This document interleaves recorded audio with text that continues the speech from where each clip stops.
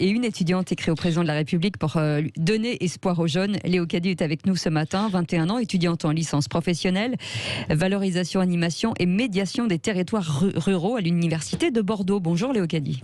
Bonjour. Bonjour, merci d'être avec nous. Alors, d'une façon générale, jusqu'à 10h, d'ailleurs, je le dis pour tous les auditeurs, on va parler de ce moral, en fait, des Français. Et comment vous faites pour tenir? Est-ce que c'est votre famille, vos amis, vos travail, vos projets? Pour l'instant, vous dites que majoritairement, c'est plutôt votre famille. Et les projets, peut-être. Voilà, et les quelques projets. On sera avec Serge Effez, notamment psychiatre très connu, qui sera avec nous tout à l'heure à 9h15 pour nous donner aussi quelques informations. Vous, qu'est-ce qui vous permet, justement, Léo Cady, pour l'instant, des étudiants de tenir, ouais.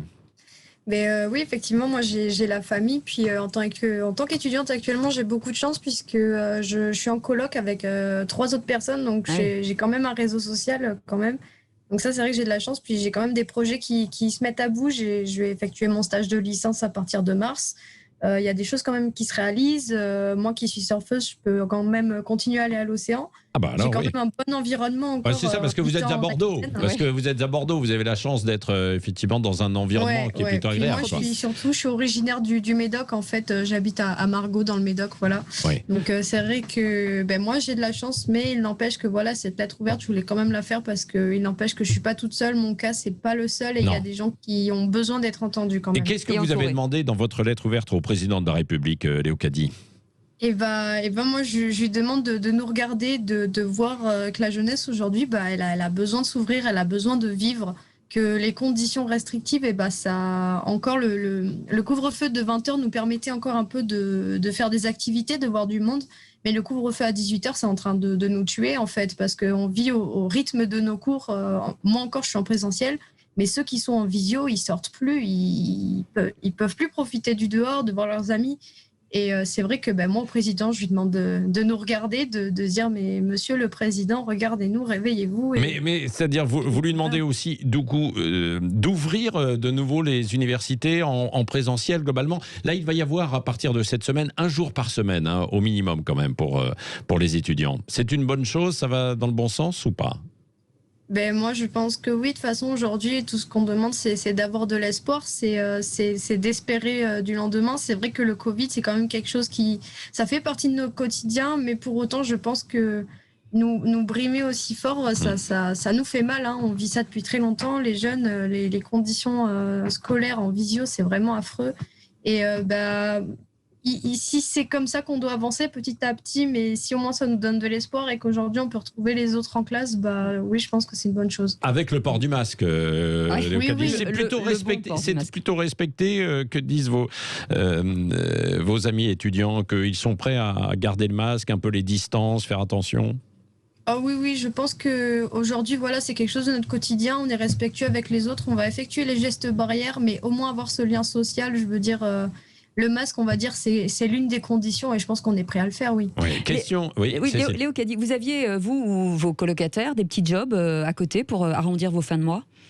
Moi, actuellement, j'en ai pas. Mes autres colocataires non plus. Mais il y en a dans ma classe, oui, qui font des jobs le week-end. Oui, qui ont réussi à les garder. Question de Christine Bouillot ou Thierry Guerrier. Thierry, d'abord. Non, je suis frappé par cette formule, mais provocatrice, et que je comprends très bien, qui est légitime. Mais réveillez-vous, Monsieur le Président. Vous savez quand même que s'il y en a un qui est réveillé, on l'accuse même de ne pas dormir assez, c'est bien Emmanuel Macron. Ce que je veux dire avec un peu d'ironie, c'est que sur ce sujet, il est hyper sensible à cette dimension, à tel point d'ailleurs que Jean-François Delfraissy et beaucoup des médecins qui veulent un confinement complet, un reconfinement, reprochent au président de la République justement de ne pas l'avoir imposé, et notamment aux jeunes, parce que les scientifiques disent mais ce sont les principaux vecteurs de transmission du virus, puisque ils sont souvent asymptomatiques, mais porteurs tout de même, et ils contaminent, et notamment parce que c'est légitime à 20 ans d'avoir des contacts sociaux encore plus fréquents, réguliers que les plus anciens. Et donc cette question Oui, mais enfin, il contamine. de l'impact de l'isolement et de l'impact psychologique de l'isolement des jeunes, s'il y a quelqu'un qui l'a bien présent à l'esprit, et je cherche pas à défendre Emmanuel Macron, mais c'est Ah bah une là, vous le réalité. défendez bien quand même. Écoute, Bon. oui, je ne sais pas si c'est bien, mais ce que je veux dire, c'est que il en est particulièrement conscient.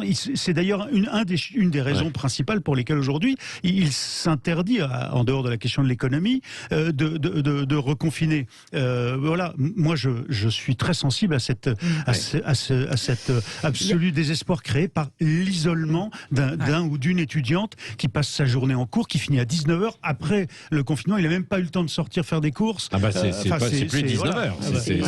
Oui, mais souvent ils finissent à 19h. Léo Caddy avant Christine, oui. Léo Caddy, oui. Oui, mais c'est vrai. Oui, je sais que cette formule est forte, je le sais, c'est un peu... Vous avez raison. Mais moi, je le sais, mais c'est vrai que je pense que c'est une demande globale. Peut-être nous, on le voit pas encore, mais c'est vrai qu'on en a besoin. Et moi, je me rends compte aujourd'hui que ce confinement n'a pas eu lieu, notamment grâce à ça. Et je leur remercie parce que nous, je pense que ça aurait été vraiment affreux. Moi qui vis en Aquitaine et proche de l'océan, je vis en campagne, j'ai un jardin, d'autres n'ont même pas de balcon dans leur petit appartement. Et je veux dire, c'est un ras-le-bol. Donc voilà, je veux dire, c'est quelque chose, je pense que oui, c'est nécessaire, surtout sur la psychologie de la jeunesse. Question Christine, oui. Oui, alors il y a aussi une question que je voulais lui poser à Léo Caddy, c'était la détresse économique, sociale de certains étudiants. On voit par exemple sur le campus, et on sait qu'à partir d'aujourd'hui, certains repas à 1 € promis par Emmanuel Macron vont être pris à l'intérieur des restaurants universitaires. Donc, parce que là aujourd'hui, c'était du à emporter, et on voit la file d'attente qui s'allonge justement devant ces cafétérias universitaires. Est-ce que vous ressentez, vous, cette détresse économique aussi que certains étudiants ont? Pas de petits jobs étudiants, les stages, c'est compliqué d'en trouver, les alternances, n'en parlons même pas, et que souvent les parents aussi sont en difficulté avec cette crise et ont du mal aussi à subvenir aux besoins de leurs propres enfants étudiants. Donc est-ce que vous en discutez entre vous? Est-ce que vous avez des amis qui sont effectivement dans une situation précaire?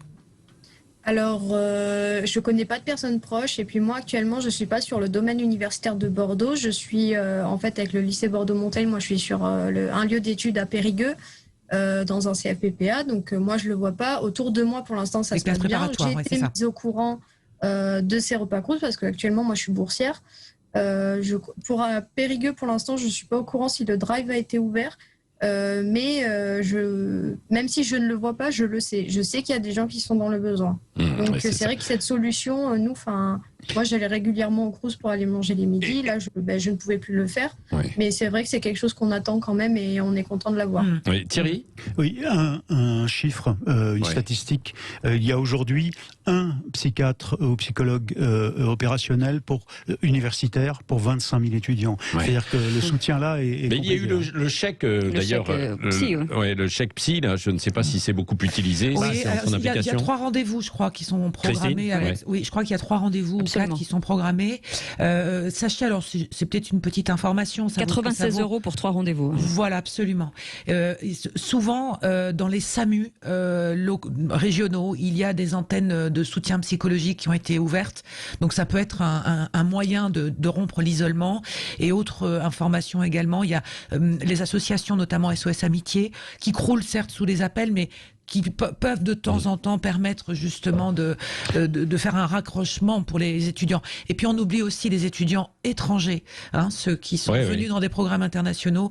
Je crois que pour eux la situation est aussi très compliquée. Donc il y a véritablement des trous dans la raquette. Je crois que pour moi personnellement, pour suivre un peu le dossier, je trouve que la ministre de l'enseignement supérieur est très loin des enjeux qui se posent aujourd'hui au monde universitaire. Un peu absente, elle est un petit peu absente quand même sur les messages qu'elle pourrait envoyer, en tous les cas l'accompagnement qui pourrait être porté pour nos étudiants. Oui. Vous réussissez quand même, Léo Caddy, à vous projeter sur l'après-Covid? Moi, oui. Déjà, moi, là, j'ai mes cours en présentiel, donc c'est vrai que ça donne beaucoup plus de concret. C'est vrai. Beaucoup plus de réel. Je veux dire, moi, quand j'ai eu les cours en visio lors du 2e confinement, ça a été très compliqué. Je comprenais vraiment plus le sens de mes cours. Là, c'était très compliqué. Mais maintenant, aujourd'hui, ça se passe beaucoup mieux puisque, comme je vous l'ai dit, j'ai mon stage à partir de mars. Après, je vais essayer de trouver du travail et peut-être recommencer une formation. J'ai d'autres projets personnels aussi. Je veux dire, enfin moi j'ai quand même, j'ai quand même de l'espoir pour mes projets de demain. Il faut toujours garder de l'espoir. Est-ce que ça permet justement aussi ce relatif confinement, puisqu'on sort moins avec ce couvre-feu, de davantage se plonger peut-être dans la lecture, dans la recherche pour ses études, et puis même sur la gamberge sur soi-même, sur ce que l'on veut faire, quoi. On change un peu d'orientation entre guillemets et de sens que l'on veut donner à sa vie pour la suite.